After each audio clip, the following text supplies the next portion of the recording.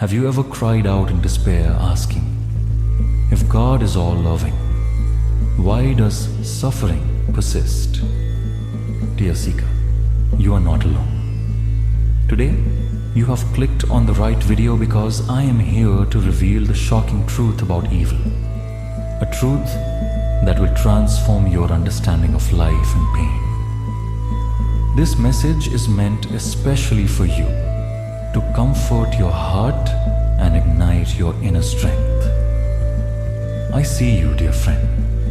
You have watched loved ones suffer, questioned why the divine seems silent in your darkest hours, and wondered if the universe is inherently cruel. I too spoke these questions to Arjuna on the great battlefield of Kurukshetra. With a heavy heart, he asked, where was God? And I, Krishna, revealed timeless wisdom that still resonates today.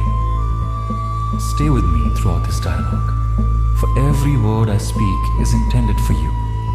Your doubts matter, your pain is acknowledged, and your quest for truth is sacred. You are not a bystander in this cosmic drama. You are an active participant, and the insights we share today will help you see that even in the presence of evil, there is a divine plan. Is evil part of God's plan? Imagine, dear seeker, that life is a magnificent play, Leela, where the contrasting roles of light and darkness are essential. In the Bhagavad Gita, chapter 4, verse 7 to 8, I declared, whenever there is a decline in righteousness, I manifest myself to restore the balance. This balance necessitates duality. Without darkness, how would you recognize light? Yet, here's the secret. What you perceive as evil is merely the temporary role played by souls who have forgotten their divine essence. Even the forces that cause pain are part of this intricate cosmic dance, designed to awaken you to your eternal nature. Why must we experience darkness to know the light?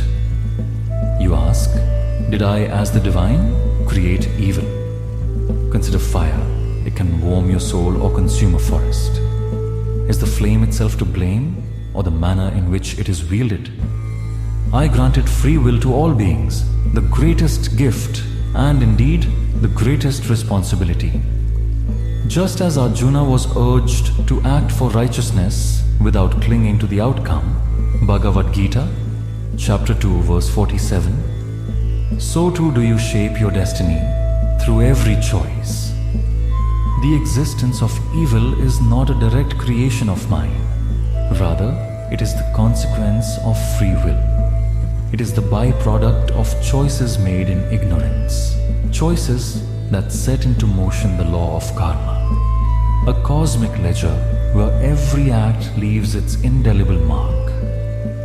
Could suffering be a profound lesson in disguise? Allow me to share a truth as old as time. Like a diamond formed under pressure or a lotus that rises from mud, your soul is refined through adversity. In the Mahabharata, even amidst Draupadi's humiliation, her unyielding faith in righteousness was born. Similarly, every trial you endure is not meant to break you, but to awaken your inner divinity. Consider this. Every act of cruelty or moment of suffering is a call, a crucible that transforms your spirit. The pain you experience is the soil in which your true self takes root, urging you to grow and transcend. And know this, the suffering inflicted by natural calamities or disease is not arbitrary. It too is woven into the grand tapestry of free will and karmic consequence. Is every hardship a stepping stone to spiritual awakening? You see a hurricane as utter destruction. I see it as the earth's renewal. In the Gita, chapter 11, verse 32, I said, I am time, the destroyer of worlds. But understand this, destruction paves the way for creation. The collapse of the old gives birth to the new. When calamities strike, when even the innocent suffer, remember that these events are part of a cycle far greater than our fleeting lives. They test, they purify, and ultimately, they prepare your soul for its next glorious chapter, a cycle that brings you ever closer to moksha, the liberation of your true self. Why do bad things happen to good people? Reflect on this. You are not confined to one lifetime.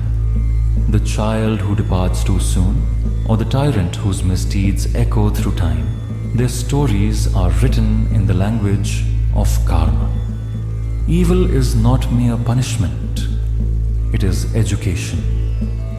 A soul that commits harm must revisit the lesson until it learns to act with compassion and wisdom. And you, dear one, are here because your soul is ready for enlightenment. Every moment of hardship is a thread in the labyrinth of your eternal journey, guiding you toward greater self-awareness and divine love. Can we ultimately end the cycle of suffering? Evil persists because humanity sometimes forgets its unity. When you choose hatred, you feed darkness. When you choose forgiveness, you kindle the light. In the Gita, chapter 6, verse 5, I counseled, elevate yourself through your own mind. Do not degrade yourself. The war against evil is not fought with weapons, but through your choices. Every act of kindness, every moment of compassion weakens the hold of darkness. The ultimate reason I allow evil is to give you the chance to overcome it, to rise and discover the divine power within you. What is God's hidden motive in allowing evil? Evil exists, dear friend, so that you may awaken to your true potential. When you resist darkness, you realize that every trial is an invitation to become the embodiment of divine love. I allow evil not out of neglect, but to provide you with the opportunity to transcend it, to transform suffering into wisdom and pain into liberation. If this revelation resonates with your soul, I invite you to type I choose light in the comments below. Share this message with someone in need of hope. For you are not a victim of this world, you are its redeemer. I am Krishna, and this is Beyond the Gita. May your journey be illuminated by truth, compassion, and the eternal promise of divine grace. Until we meet again, keep seeking, keep loving, and remember, in every shadow, the light of your soul shines ever bright.